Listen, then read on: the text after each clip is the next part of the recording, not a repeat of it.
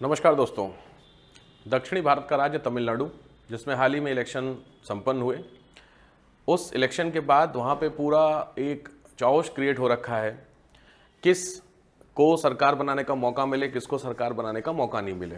जो रिजल्ट आया है वो थोड़ा सा अनएक्सपेक्टेड रहा, क्योंकि जो टोटल सीट्स थी उसमें जो मेजॉरिटी है उसको पाने के लिए टोटल जो ज़रूरत है वो 118 सीट की नीड होती है। बेसिकली तमिलनाडु जो स्टेट है वहाँ पे टोटल 234 सीट होती है, तो 234 में से 117 प्लस सीट चाहिए होती है for the making of a government. तो 118 सीट मिनिमम चाहिए। बट दिक्कत ये हुई है कि जो विजय साहब हैं, उन विजय साहब की पार्टी को जो सीट मिली है टीवी के, उनको जो सीट्स मिली है वो मिली है 108 टोटल। अब इस इशू यहाँ पे दूसरा यह है कि विजय साहब खुद 2 सीट से चुनाव लड़े हैं, तो जब 2 सीट से चुनाव लड़े हैं तो 1 सीट ऑटोमेटिकली इनको रिजाइन करनी पड़ेगी। अकॉर्डिंग टू रूल ऐसा होता है कि आप 2 सीट से इलेक्शन लड़ सकते हैं, बट अगर आप दोनों सीट से जीत जाते हैं देन आपको 1 सीट से क्या होना पड़ेगा, रिजाइन करना पड़ेगा। तो 108 में से तो ऑलरेडी 1 सीट चलेगी, तो बची आपके पास 107। तो 107 सीटें टीवीके के पास है और गवर्नमेंट मेकिंग के लिए 118 सीट यानी 118 सीट की नीड होती है।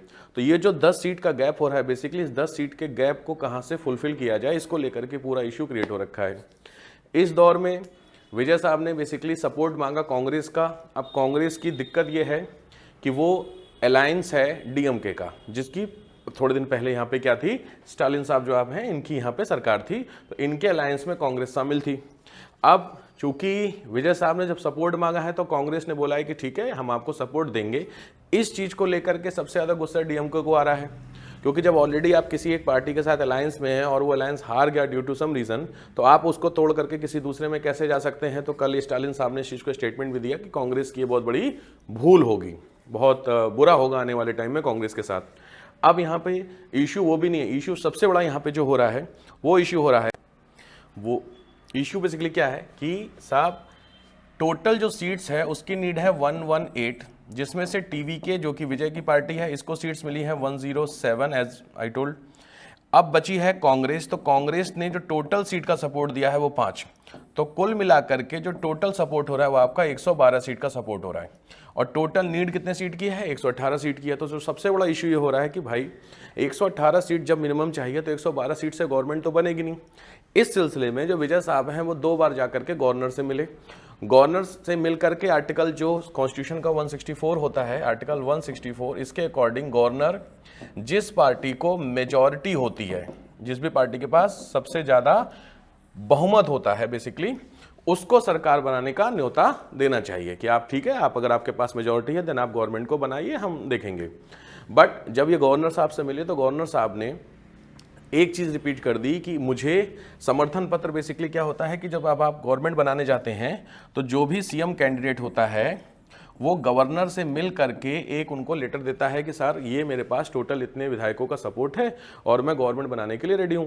तो जो गवर्नर होते हैं उनका कहना है कि आप मुझे 118 लोगों का सपोर्ट लेके आइए, ना कि मेजॉरिटी ऑफ कैंडिडेट का। तो प्रॉब्लम यहाँ पे जो सबसे ज्यादा हो रही है कि विजय 2 बार जाके मिल चुके हैं गवर्नर से। गवर्नर कह रहे हैं कि मुझे 118 लोगों का सपोर्ट दिखाइए। विजय कह रहे हैं कि मेरे पास हाईएस्ट नंबर ऑफ कैंडिडेट हैं, ऑलरेडी 112 का सपोर्ट है, तो आप मुझे सरकार बनाने का मौका दीजिए। तो बेसिकली जो झगड़ा हो रहा है वो इस सिचुएशन को लेकर के गवर्नर हाउस में 2 बार हो चुका है। बार बार विजय के कहने से ऐसा नहीं हो रहा है। अभी रिसेंटली कल शाम को डीएमके और एआईडीएमके, इन दोनों लोगों की बेसिकली क्या हुई है, मीटिंग हुई है। अब होगा क्या, देखिए ध्यान से कि जो डीएमके है उसके पास अराउंड 50 के आसपास सीट है, एआईडीएमके जो है उसके पास अराउंड 70 सीट है। भले जो डीएमके का अलायंस है बेसिकली किसके साथ है, कांग्रेस के साथ। एआईडीएमके का अलायंस बेसिकली कौन सा अलायंस है, बीजेपी वाला होता है। तो ये जो अलायंस है इनकी कल आपस में एक मीटिंग हुई है। तो इस मीटिंग में ऐसा एक प्रेडिक्शन निकल रहा है कि हो सकता है आने वाले दिनों में ये लोग मिल करके सरकार को बना ले। तो ये बहुत बड़ा फेल्योर हो जाएगा किसके लिए, विजय के लिए, क्योंकि ऑब्वियसली इतनी मेहनत करके वहां तक पहुंचे हैं, इलेक्शन को जीतने की कगार पे पहुंच गए हैं, सरकार बनाने की ऑलमोस्ट सिचुएशन पे हैं। उस सिचुएशन में ऐसा हो जाए तो कहीं ना कहीं गलत है। इसमें जो सबसे बड़ा इश्यू है वो है डीएमके के लिए, क्योंकि ऑलरेडी आप को जनता ने नकार दिया, इस सिचुएशन में नकार दिया, और अब फिर भी आप सरकार बनाने की सोच रहे हैं, तो कहीं ना कहीं निगेटिव आपके पॉइंट ऑफ व्यू से रहेगा।